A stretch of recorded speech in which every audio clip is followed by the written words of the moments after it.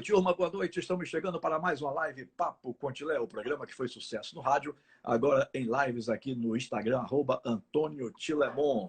E você também pode assistir essa live de hoje, assim como todas as outras, mais de 60 já, no nosso canal do YouTube, Papo Contilé, que era o título do programa no rádio, né, que foi sucesso no rádio aqui em Salvador, Papo Contilé. Então você se inscreve lá no nosso canal e fica à sua disposição todas aquelas entrevistas que nós estamos postando desde o dia 5 de maio, quando fizemos a primeira entrevista aqui a nível de lives. Papo Contilé é um programa bem descontraído, papo franco, aberto, né? Para que o nosso convidado conte a sua história, a sua trajetória.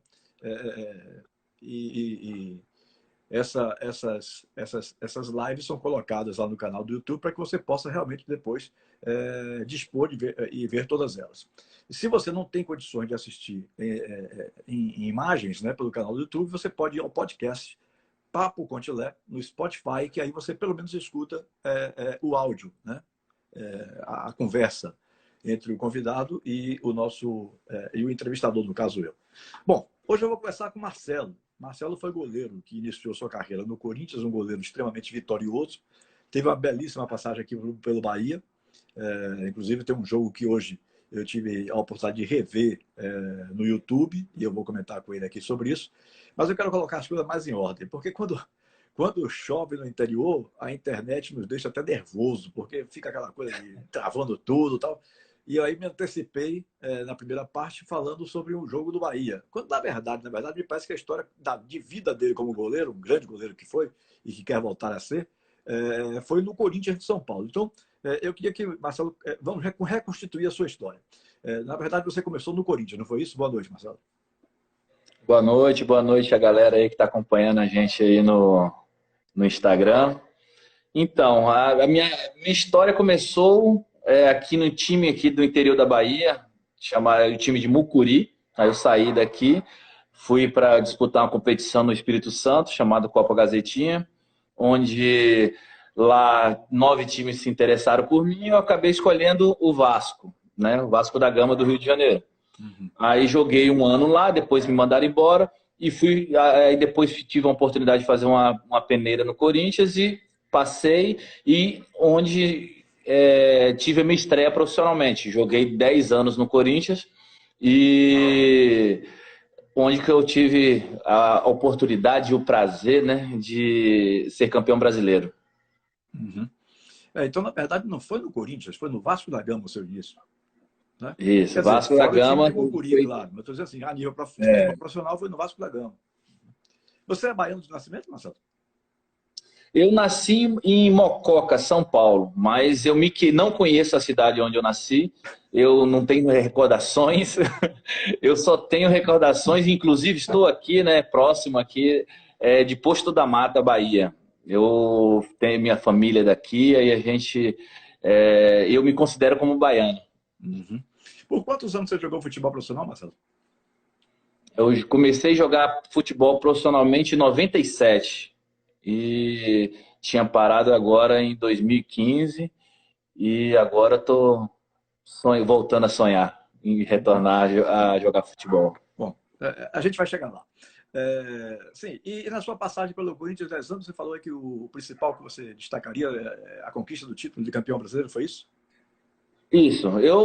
No Corinthians, lá tive uma história muito longa, né? Foram 10 anos, eu cheguei, logo quando eu cheguei nas categorias de base, a gente tinha mais de 20 anos que a gente não era campeão infantil, fomos campeão infantil, paulista, depois, no ano seguinte, já peguei seleção brasileira, peguei 4 anos de seleção brasileira, sub-15, 16, 17, 18, depois... Já na minha época de juvenil já pulei a etapa de juvenil, já passei para os juniores e comecei a jogar no juniores, banco, aí descia para jogar, enfim, a nossa época era muitos goleiros bons, né? O Júlio César, que está atuando até hoje, o Thiago, o Campanharo, que hoje é empresário, que defendeu o Vasco, e outros clubes, tinha o Rubinho, que era seleção brasileira também.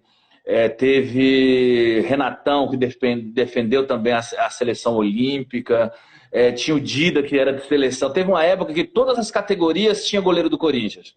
desde a base, desde o infantil, que era eu no momento, e juvenil, juniores, olímpico e profissional. Tinha todos os goleiros do Corinthians, que era uma safra muito boa, né? Que o finado Solitinho, que Deus o tenha, ele me fez contribuir muito na minha carreira, aprendi muito com ele, sou muito grato por ele.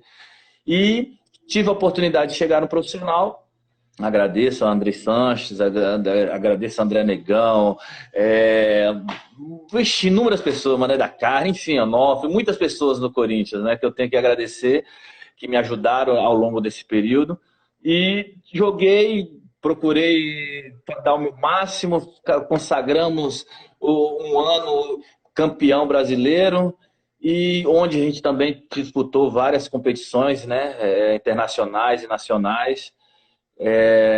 Aí depois o meu ciclo fechou no Corinthians, 2009, aí em 2008, né, final de 2008, e fui para o Bahia, que começou a nossa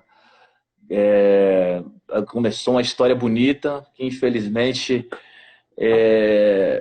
não foi bem da forma que eu queria, né, da forma que tinha que acontecer, mas foi bacana. Eu estou muito feliz. Foi a minha melhor fase assim na vida, na minha carreira, foi realmente o Bahia. É interessante que no Bahia você não ficou muito tempo, né? Você chegou acho que em 2009 e saiu logo antes Isso. do retorno do Bahia à Série A em 2010, não foi isso? Mais ou menos. Exato. Acho que não Eu chegou nem um cheguei, ano, né? chegou um ano. Eu Chegou? cheguei no começo do ano, né, em 2009, e fiquei até, se eu não me engano, fevereiro ou março de 2010. Aí eu fui comprado pelo Atlético Mineiro. Uhum. Você falou dos 10 anos no Corinthians, mas qual foi a sua grande fase no Corinthians? Que momento foi? Assim, dá para você contar com mais detalhes? Porque 10 anos realmente é muita história, né? Então, mas aquela que você considera assim, aquele ano foi extraordinário, aquele ano foi maravilhoso por causa disso e daquilo. A sua grande fase Ah, no sem Corinthians se deu em quando? Sem dúvida, que eu peguei do Corinthians da base até o profissional, né? Uhum. Aí tive meus melhores momentos, no infantil, no juvenil, juniores, tive meus momentos, né? Mas, assim, em termos de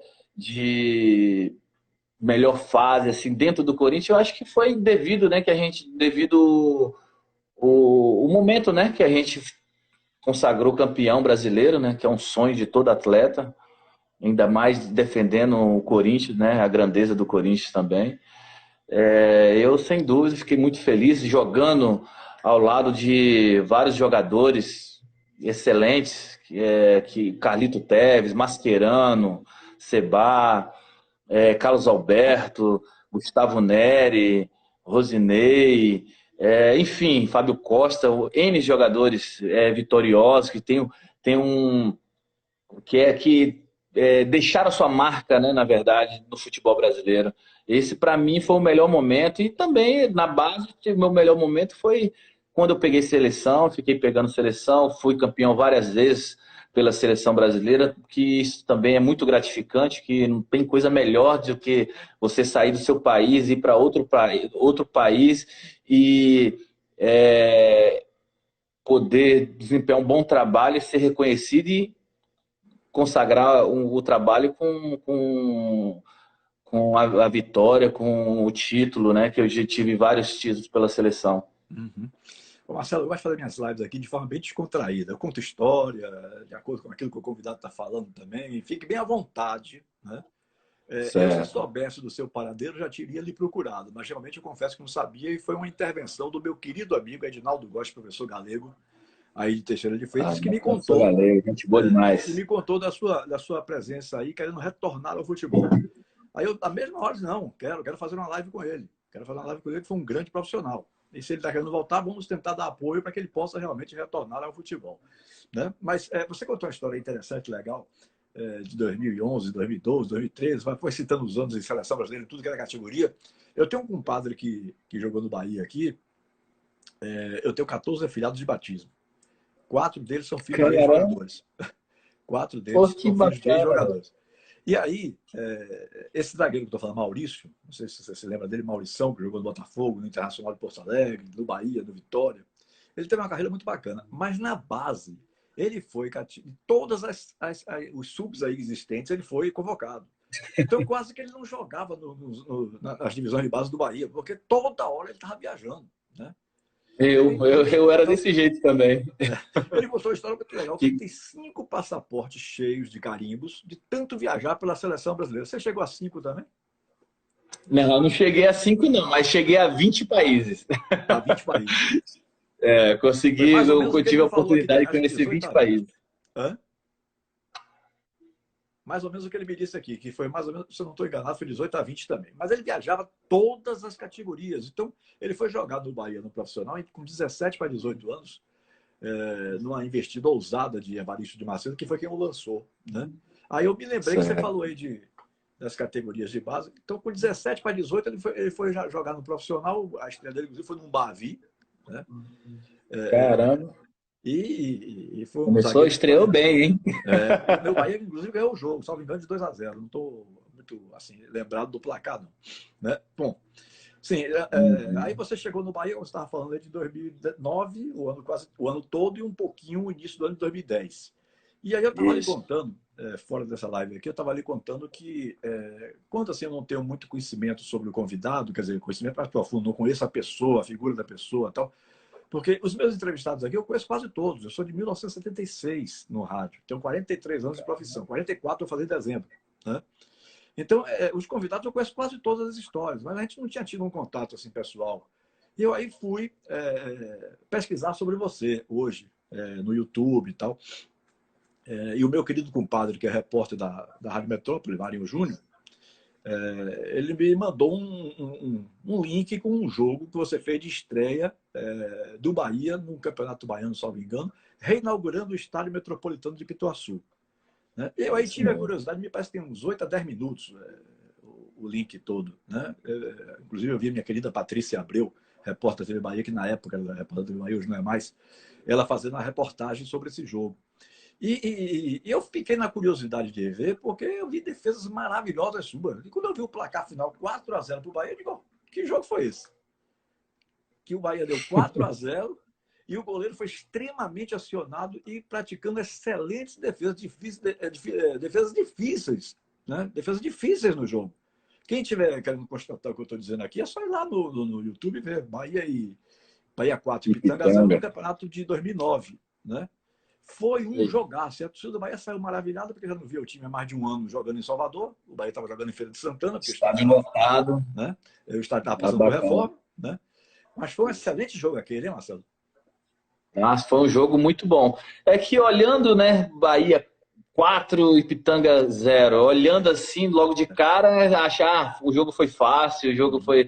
Mas a história do jogo, a dinâmica do jogo foi completamente diferente. Por quê? Porque quem teve as primeiras oportunidades de gol, oportunidades claras de gol, foi o Ipitanga. Isso. E o atacante dele chegou cara a cara comigo, aí eu tive a oportunidade de defender, depois tiveram outra oportunidade, ele chutou, defendi, depois no rebote chutou de novo, eu defendi de novo. E depois, com o decorrer do jogo, fui fazendo também outras defesas. E foi bem difícil. E nós conseguimos encaixar, né, o contragolpe. A gente chegou, as oportunidades que nós tivemos claras de gol, concluímos em gol. Aí a história do jogo mudou, mas o jogo em si foi muito difícil, foi bem difícil mesmo. Tem um amigo que diz assim, o que fica na história é o placar, né? Porque ninguém vai se lembrar que o Ipitanga naquele dia deu tanto trabalho ao goleiro do Bahia. No jogo foi 4 a 0. Mas eu fiquei na curiosidade de ver, como eu estou dizendo, eu vi o link todo, eu não fui só ver o placar e que jogo foi esse, não. E realmente o Ipitanga começou já o primeiro ataque importante do jogo, difícil assim do jogo, chance real de gol, foi do próprio Ipitanga. Por isso que eu me assustei quando eu vi o placar final de 4 a 0. Eu digo, que negócio é esse? Parecia de os melhores momentos, né?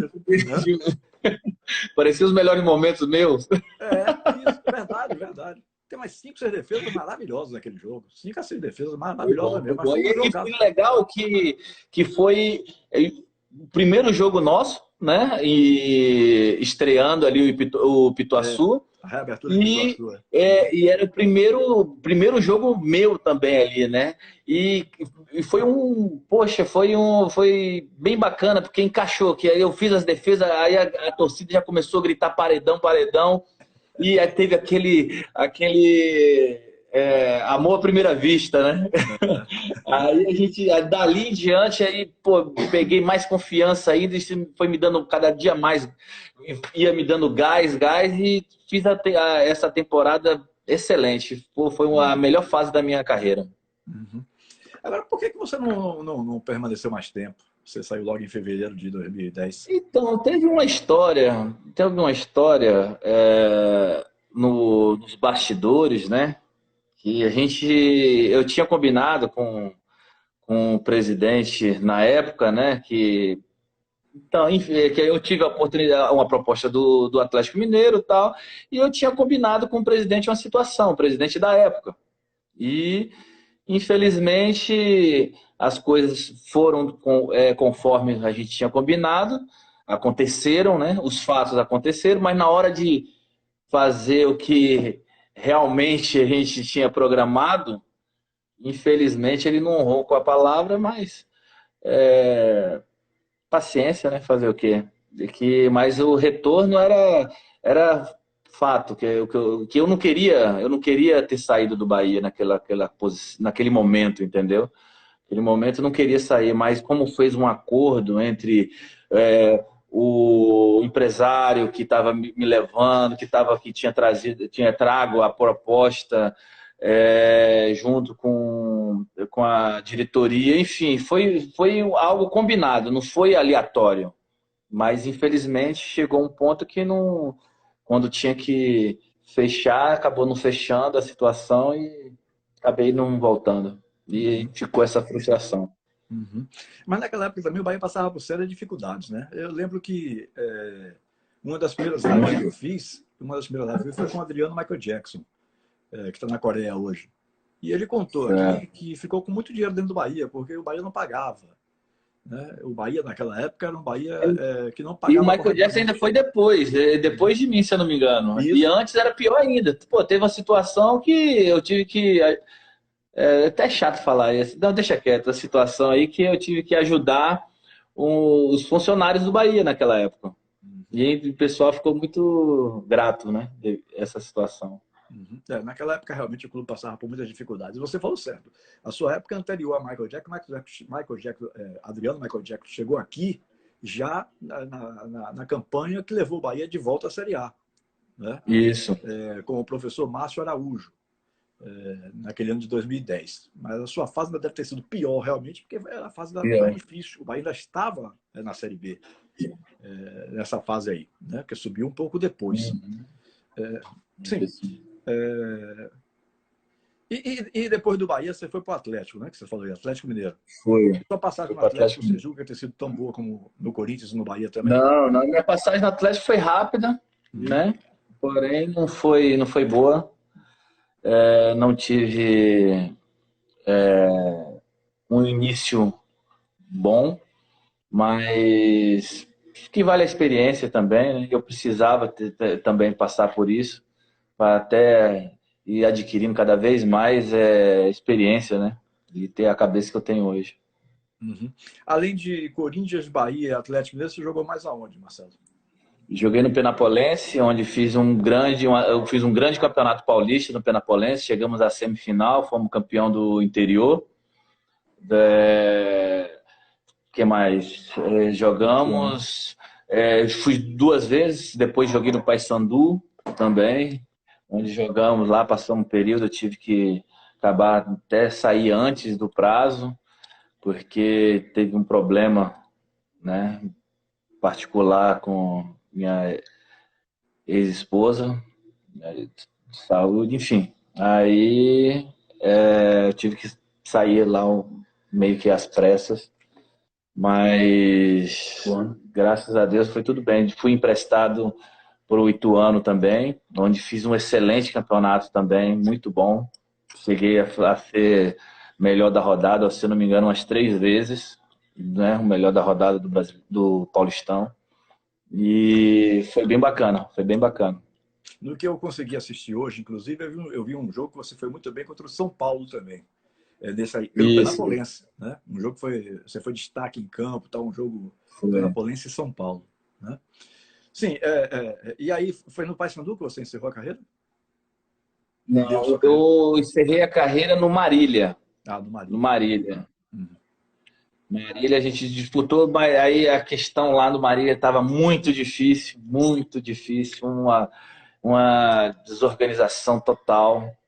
Infelizmente foi complicado. Aí eu nem concluí também, aí eu preferi sair antes, porque o Marília não estava legal, não estava fluindo nada, Uhum. sabe? E aí quando o ambiente não é leve, eu prefiro pegar meu bonezinho e tchau. Uhum. Melhor tu deixar uma imagem comprometida, né? Reconhecer que não está dando certo Com e cair certeza. fora. Não tenha dúvida nenhuma. Sim, então, quando você parou, você tinha quantos anos de idade? Eu parei com 31, parei em 2015. Mas houve, assim, além desse fato que você citou aí, houve alguma coisa de lesão que lhe tirasse a chance de jogar? Tive uma lesão. Eu Uhum. tive. O preparador não, o gerente do Penapolense tinha ido para um time, tinha ido para outro time, né? Devido à campanha excelente que ele fez, Paulinho. Até mandar um abraço para ele. Aí ele tinha ido para outro time e me ligou, me chamando. E aí, Marcelo, tudo bem e tal? Tem como você vir e tal? Eu falei, pô, eu preciso de tantos dias tal, pai. Ele, ok. Aí na hora que eu comecei os treinamentos, acabei tendo uma lesão, né, no tendão patelar, onde me atrapalhou bastante, né? E meio que desanimei, fiquei meio chateado, meio triste. Aí passei esse período todo tratando, né, me recuperando, até aí engordei, subi o peso, enfim, meio que fiquei meio desanimado, né, devido às lesões que eu tive, devido às lesões e essa lesão que eu tive. Até o momento que um amigo meu, que eu sou muito grato por ele, que é o Léo Góes, hoje é o meu personal, que está me ajudando bastante, me fez uma proposta, né? Me fez um desafio, na verdade, né? Ele me desafiou, né? Falando, me propôs um projeto que era emagrecer, entrar em forma e, e em 3 meses, né? Aí eu falei, topei esse desafio, né?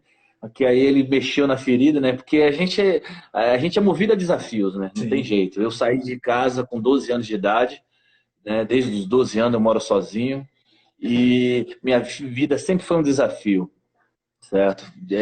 Saindo, morando em alojamento, sofrendo, poxa, situações até de passar umas situações bem difíceis, passar umas Uhum. situações bem difíceis. Uhum. E depois que eu parei, fiquei meio que, né, na zona de conforto, né? Que eu acabei, eu tenho, né, meu trabalho paralelo, né? E fiquei meio que acomodado, né? Aí ele me tirou da zona de conforto, começou a me incentivar, vamos, duvido, vamos, quero ver que você tem essa personalidade, que se você vai aguentar fazer isso. Eu falei, velho, você quer ver? Então você vai ver. Aí eu me animou e agora já consegui já perder bastante peso e tô chegando, já do jeito que eu estou aqui hoje, já posso me apresentar em qualquer clube do Brasil hoje. Uhum. Você está com quantos anos hoje, Marcelo? 36. 36. Você falou que parou com 31? Isso, Tá. Então você tem 5 anos parado. isso. Tô com E 5 foi. anos. Sim, diga, pode falar. Então, tenho 5 anos parado, assim, mas já tem bastante tempo que eu tô treinando, né? Retornando aí, já tem 2 meses aí que eu tenho treinando, fazendo bastante a parte física, né? Que a gente tem que dar prioridade à parte física, né? E ele vem me ajudando bastante. E a parte técnica a gente vai trabalhando também, né? Até mesmo porque a parte técnica, todos, né? Todos esse ano, goleiros, atletas, você viu que devido à pandemia, né? Todos eles ficaram meio que afastados. E goleiro, querendo ou não, pega rápido. A gente já também já tem uma certa bagagenzinha, né? A gente não é mais menino. Bagagenzinha. Aí fica mais fácil, a gente procura ir pelos caminhos, né? Pelos atalhos. Uhum. É verdade. Agora, uma coisa é fundamental, é ter foco, né? E isso você está demonstrando que realmente está focado no seu retorno, está querendo de novo voltar. Às vezes, na vida da gente, essas pessoas são enviadas por Deus para que possam nos cutucar, né? Imagina. Verdade. O cara tá parado com a qualidade que o cara tinha, goleiro pode jogar até 40 tranquilamente, se for um cara que se cuide como esse profissional que eu estou vendo aqui à minha frente, né? No YouTube você vai aparecer ao meu lado, mas aqui no Instagram você aparece na minha frente. O programa é outro tipo, é desenvolvido de outra maneira. Então, você precisava talvez, eu diria que um choque de emoções, né? Verdade. Para se tocar mesmo e aí partir para o desafio. Né? Partir para o desafio. Verdade. O que você tem achado do nível dos goleiros do futebol brasileiro ultimamente? Tem goleiros bons, né? O Brasil tem bastante, tem uma safra de goleiros bons, né? Tem história já, grandes goleiros, né? Até o nosso goleiro mesmo da seleção, jogando lá fora, enfim. Tem grandes goleiros. Acredito que o Brasil vai agregar muito ainda em termos de goleiros, mundialmente falando, né? Você tocou num assunto interessante aí, que foi o problema da pandemia, né? Eu tenho 2 netos de goleiros. Jean, que estava no São Paulo, e agora está no Atlético de Goiás, e o irmão dele, caçula, que é João Vitor, que está ligado ao Bahia, com contrato com o Bahia, mas estava emprestado a Jacuipense para disputar o Sub-20 quando a pandemia chegou e aí, blá, blá, blá, não teve campeonato Sub-20 até agora. Ninguém sabe se vai ter. Jeanzinho pega muito, velho. Jeanzinho pega muito. Ali quem pega bem é o Jean Pai também. Eu tive a oportunidade, a honra de trabalhar lá nessa figura. Ele é gente boa demais. O Jean Pai é uma onda. É um grande goleiro também, sem dúvida nenhuma. Mas a gente estava conversando sobre esse aspecto da pandemia. Porque veja como as coisas são interessantes. O jogador de futebol, normalmente, ele tem férias de 30 dias. Né? Ao final de cada ano, tem aquelas férias de 30 dias. Quando os clubes, antigamente, ainda prejudicavam mais, davam férias de 20 dias, o cara voltava 10 dias antes. Mas hoje, praticamente, se arrumou a situação de legislação trabalhista e são 30 dias. Eu, por exemplo, sempre orientei assim, aqueles mais ligados a mim, férias, meu velho, se você gosta de beber, entorne. Agora, pelo amor de Deus, beba dentro de casa, certo? Para não ficar exposto publicamente. Certo. Mas não treine em férias. O corpo precisa de descanso. Descanso, né? Verdade. Aí, resultado. Quando o cara volta 30 dias depois, é comum e é normal isso, o cara botar meio palmo de língua para fora, porque férias para aproveitar, não é para estar disputando pelada. Com certeza. Eu penso plenamente. Assim, respeito a opinião em contrário, mas eu penso dessa forma. Né? Então, imagine você, o cara parar 4 meses. A pandemia começou em 16 de março, aqui no Brasil. Os campeonatos foram suspensos em 16 de março. Nós já estamos chegando a 16 de agosto, quase. Quase. Hoje são 7. Né? Então, são quase 5 meses. Como alguns clubes voltaram uns dias atrás, aí vamos botar 4. 4 meses parado. Para o jogador, aquele de linha, né? O cara já sente, imagina o goleiro, que eu acho que o goleiro é aquele que tem que ter mais reflexo, aquele que tem... existe uma preparação especial para goleiro. Né? Tanto é que é o único jogador mesmo assim que tem um treinador de uma posição, treinador de goleiros, que no passado não existia, mas hoje existe. Né? Agora que os clubes estão começando a inventar treinador de zagueiros, treinador de atacantes, estão aqui no Bahia do Vitória, já começam a fazer trabalhos específicos, né, para cada posição. Então, esse aspecto, eu acho que vai dificultar um pouquinho para o retorno agora, a partir de amanhã, do Campeonato Brasileiro. Alguns goleiros, eu acredito, vão sentir mais do que os jogadores de linha, pela necessidade de um reflexo melhor apurado tal, e 4 meses. Porque o goleiro geralmente ele recupera, né, essa reflexo, agilidade, velocidade, força. O goleiro geralmente em 20 dias ele já está num patamar bacana. Em 20 dias de treinamento. Já está bom, já dá para recuperar bem. E eu acredito que não vai se, esse início vai ser meio complicado, porque também tem que adaptar a bola, porque a bola todo ano muda. Todo ano É. muda o modelo da bola. A bola, às vezes, é mais leve, é mais rápida, enfim, ou é mais pesada, enfim, aí tem que adaptar a bola. Aí eu acho que isso vai ser a maior dificuldade. Aí é onde que o goleiro erra o tempo da bola, no cruzamento, ou vai tentar direcionar, né, na hora de for espalmar a bola, não consegue direcionar, porque varia muito, né? Hoje em dia a bola favorece o batedor, não a gente que defende. Uhum. Porque o É. prazer maior do futebol é o quê? É o gol. Então Uhum. tem que facilitar mais para o jogador de linha. E a gente lá atrás que tenta acabar com a festa. Uhum. Dois queridíssimos amigos entraram aí agora, Emerson Melo, gerente da base do Esporte Clube Vitória. Um abração para você, meu querido Emerson. E o meu queridíssimo professor mental, técnico mental, coach mental, Wellington Júnior, que está dizendo aqui, esse está focado, viu, Tilé? Esse está focado. Uma honra tê-los Valeu, Wellington. Tamo assistindo junto. as nossas lives aqui. Sim, Bacana. você está em que estágio? Se eu arranjasse um clube hoje, você teria condições de voltar a jogar já imediato? Sim, eu acredito que se tivesse um clube hoje, assim, fechando, eu acredito que eu tendo aí pelo menos umas 2 semanas para estrear jogando titular, eu acho que 2 semanas, 20 dias. 20 dias já dá para mim jogar tranquilamente.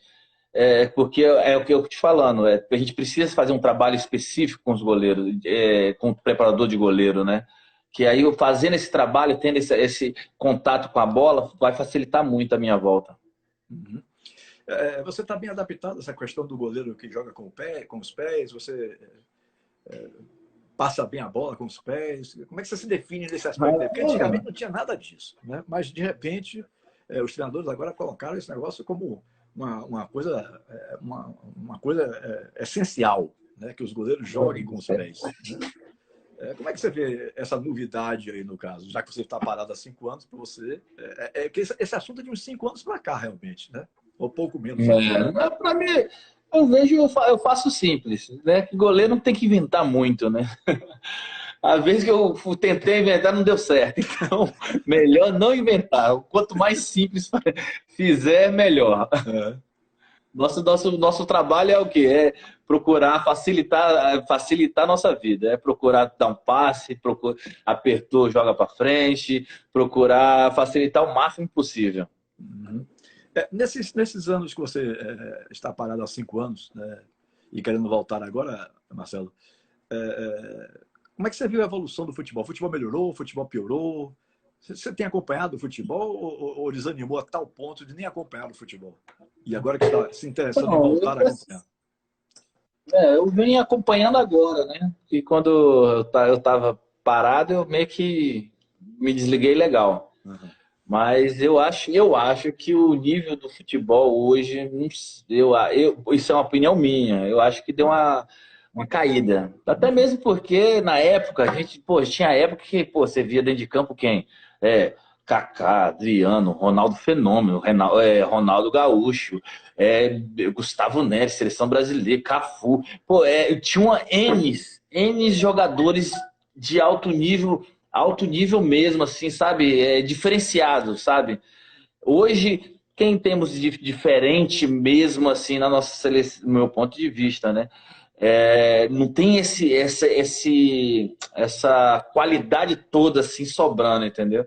Hoje tem de diferente mesmo, tem o Neymar, que é Neymar, tem o William, enfim, eu acho que o futebol deu uma caída, assim, em termos de qualidade, essas coisas, eu acho que deu uma caída, sim, mas acredito eu que vamos sim, os trabalhos de base dos times estão sendo mudados, né?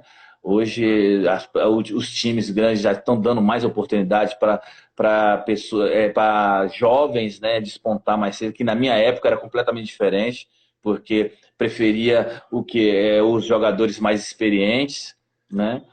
Mas hoje eu acredito que tem tudo para a gente mudar essa história, né? Eu acho que a gente tem que investir sim nas jovens promessas. Eu acho que tem que fazer realidade né? Tem que fazer essas promessas se tornar realidade. Uhum. Edinaldo Deus é Fiel está dizendo Gabriel de Jesus também, porque você só citou o Neymar Júnior. Verdade. Mas, gente, isso é a opinião do entrevistado, né? E eu aqui, por exemplo, não interfiro na opinião do entrevistado, não. O entrevistado, ele fala o que ele acha que é a opinião dele, né? Mas tem gente que gostaria de ouvir outras coisas, enfim. Você acredita, nessa live que eu citei com o Jeanzinho, né, foi até essa semana mesmo, eu acho que na segunda-feira, hoje é sexta, a gente Jeanzinho pega abordava, demais, velho. Eu acho ele bom demais. um aspecto, viu, Marcelo, que eu não sei se você vai concordar. Mas eu gosto de ouvir, ainda mais sendo um atleta experiente como você, é uma opinião que vai somar muito para mim aqui agora. A gente estava abordando que o Campeonato Brasileiro sem público, né, com portões fechados, talvez faça com que várias surpresas apareçam. Porque quando você pega, por exemplo, o Flamengo pega um Atlético de Goiás com o Maracanã cheio, o peso é um. Mas o Flamengo pegar um Atlético de Goiás com o Maracanã vazio sem ninguém, eu acho que já não é tanto quanto seria com o público presente no estádio. Então, a gente estava abordando esses aspectos assim, dialogando sobre o tema, e aí os dois opinaram da mesma forma. Nós imaginamos que muitas surpresas possam vir a acontecer nesse Campeonato Brasileiro. Você concorda? Você discorda?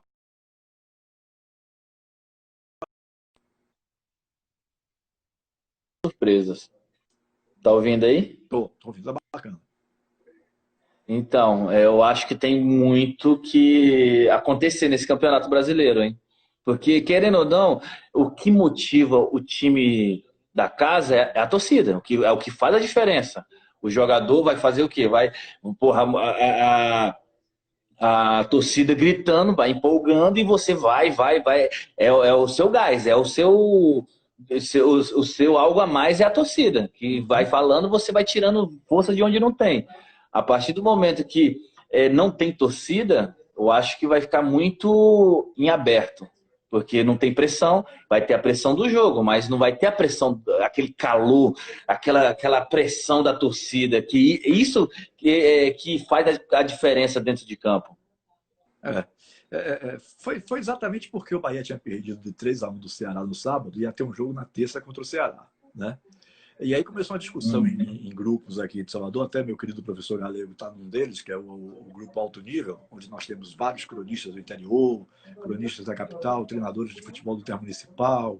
É uma turma bem bacana mesmo, esse grupo Alto Nível, né? E aí tem também o Peneira Fina da imprensa, que é de Juliana Guimarães, a apresentadora dos donos da bola aqui de Salvador, da Bandeirantes e tal, que hoje é jogo aberto até, o nome do programa mudou. Em que, por exemplo, eu dizia, eu não acredito numa reviravolta, esse foi o tema também da própria live com o Jean, numa reviravolta do Bahia, justamente por esse ponto de vista que a gente está discutindo aqui agora. Uma reviravolta do Bahia que refaça o placar, que é comum no Bahia, na história do Bahia, mas com o Pituaçu lotado, com a Arena Fonte Nova lotada, sem ninguém, o jogo se torna todo igual, muito igual. Né? O jogo se torna muito igual. E foi exatamente o que aconteceu. Não quero ser dono da verdade, não, pelo amor de Deus, minha gente. Estou aqui só discutindo temas, colocando aspectos do próprio futebol em si. Né? Como, por exemplo, e aí muita gente já me xingou, espero que não me xingue agora, o Bahia empatou com o Atlético de Alagoinhas e muita gente dando como favas contadas o Campeonato Baiano. Gente, não se iluda não. O Bahia é favorito? Mas com estádio vazio, se esse Atlético tiver uma pegada boa, poderemos ter uma surpresa na final do Campeonato Baiano amanhã. O time do Atlético mostrou que não é bobo o Atlético de Alagoinhas. Jogou de igual para igual com o Bahia e com um a menos. Teve a primeira oportunidade, né? Teve a primeira oportunidade que, com o Tobinha, que ele saiu cara com goleiro, sem goleiro, né, praticamente, e acabou chutando para cima. Aquele lance poderia mudar a história do jogo, completa do jogo. Exatamente.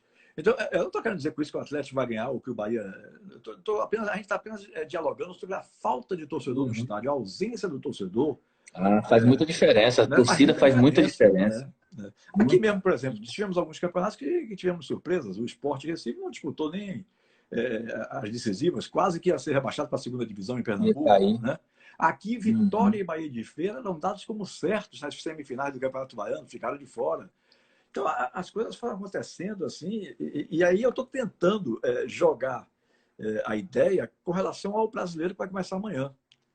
Porque Uhum. dificilmente nós teremos público nos estádios ainda esse ano. Muito difícil. Talvez tenhamos na volta, na virada do ano, nos jogos a partir de janeiro. Aí pode ser que a gente realmente volte a ter público nos estádios. Mas eu não acredito que esse ano ainda, 2020, tenhamos público no estádio. Então, vai ser disputada uma grande parte do Campeonato Brasileiro, né? E aí será mais da metade do Campeonato Brasileiro, provavelmente sem torcedor. Então, isso Verdade. pode vir a ter um peso enorme, uma Esse vai diferença ficar importante. muito aberto. É. Esse início de Brasileirão vai ficar muito aberto, vai ser muito diferente. Uhum.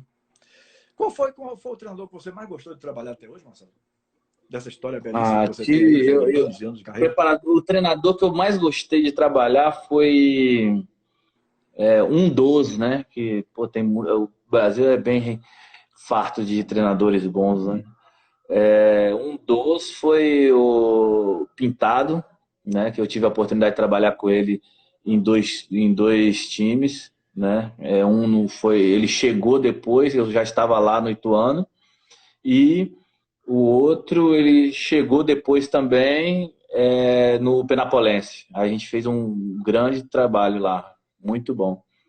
E poxa, teve também o Galo, Alexandre Galo, né? Muito bom profissional também, excelente, muito bom treinador.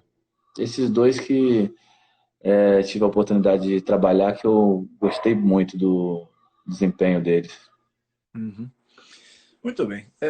Estamos praticamente chegando ao final da nossa live, né? Aqui com o ex-goleiro e futuro goleiro de novo, Tomara, vamos lá. Tô aí, Marcelo. tô pronto. Só chegar, só aparecer aí, já tô me apresentando, já tô indo. Bom, você gostaria de, digamos assim, dizer mais alguma coisa? Eu sempre fazia essa pergunta aos meus convidados na Rádio Metrópole, era um programa ao vivo, 10 da noite, e se o convidado não faltasse, eu estava ferrado, né? Eu não tinha que entrevistar. Então, graças a Deus, em 4 anos, isso aconteceu 3 vezes, eu tive chance de improvisar e fazer o programa com a outra pessoa, né? Mas eu sempre fazia essa pergunta no final. Eu deixei de lhe perguntar alguma coisa que você gostaria de ter tocado neste papo nosso aqui e tal. Fique à vontade para falar sobre o que você quiser. Não, não, tranquilo. Para mim, pô, que não te falei no início, né, lá, foi uma satisfação muito grande, né, ter a oportunidade de estar fazendo essa live contigo. Para mim é uma satisfação muito grande. As perguntas muito bem elaboradas, com certeza. Fico feliz aí. Espero que daqui para frente aí coisas novas, né, venham a acontecer. Espero, estou trabalhando, né, para isso, para que a gente possa ah, poder chegar, né, sonhar mais alto cada dia. Eu estou trabalhando bastante, estou focado, estou procurando fazer minha parte, né, no dia a dia e estou plantando e a colheita é certa, com É, certeza aí vai dar tudo certo.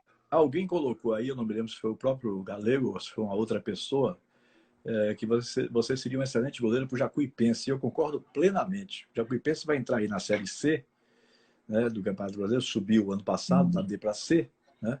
Eu não sei se você tem planos de coisas maiores, por exemplo, tipo Série B, Série A, tal.